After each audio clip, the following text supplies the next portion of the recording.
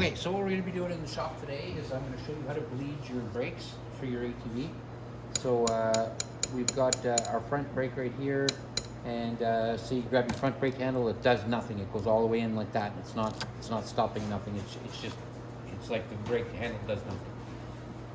Now a lot of people want to go down to the wheel right away and just start bleeding it there, but I've noticed on these ATVs it's not down at the wheel actually.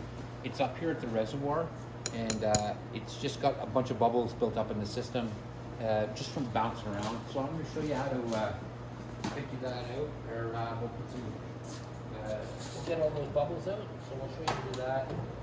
Now, when I take these screws off, what I like to do is, if you just put a screwdriver in here sometimes, what you'll do is you'll just strip this, because it just seems like it's really tough in there and it doesn't want to move. So what I do is put a screwdriver in like that, hit a little tap with another screwdriver, just like that, just to break that seal.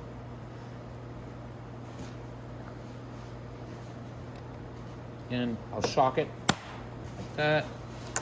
And that's all you're doing, is just shocking it. You want to get inside there. What it is there's this is a steel screw, and this is soft metal. And steel and soft metal don't usually go together really well. And what will happen is it builds up a little bit of gunk on the screw, and then the screw doesn't want to come out, so you have to kind of shock it to break that bond. Now, I'm going to pull the reservoir top off, and I'm going to go up a little higher with my camera so you can see. Okay, so that reservoir right there is a little bit low, so I'm going to fill it up. But before I fill it up, what I want to do is, I'm actually going to tilt my camera because I really want you guys to see. Now, when I start squeezing this, see that? Oh, there was some bubble came up right there. There was another bubble come up. Oh, but you want to do it slow. You don't want to do it fast. If you do it fast, it's just going to spray this right up at you. You just want to squeeze this handle real slow. And if you keep doing that, you're going to work out all those air bubbles. And when all the air bubbles are all worked out, you'll notice that your reservoir got down a little bit. So we're gonna just keep doing that, nice and slow. I can feel my handle literally getting harder each time I do this. And every time a little bit of air comes out, it gets harder and harder. So we'll just keep doing that. Keep doing that. It's really hard now, but I've got no fluid left. So I'm gonna grab some fluid.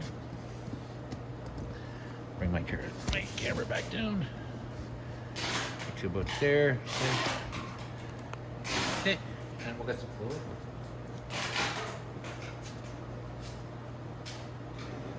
And on these brakes, just use regular old .3 brake fluid. You can pick it up at any hardware place or any automotive store.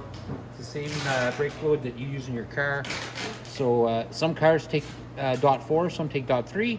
Some of our ATVs can take .3 and 4. It just all depends on which unit it is. And it doesn't take much. If you notice, it took about a teaspoon to fill that.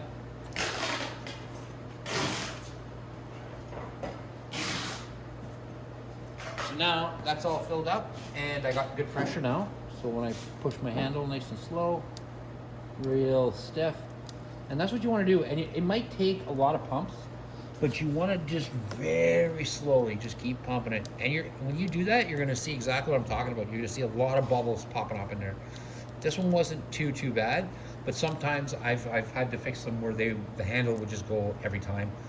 Like I said, slow and gentle, squeezing this handle, you'll watch the bubbles come up.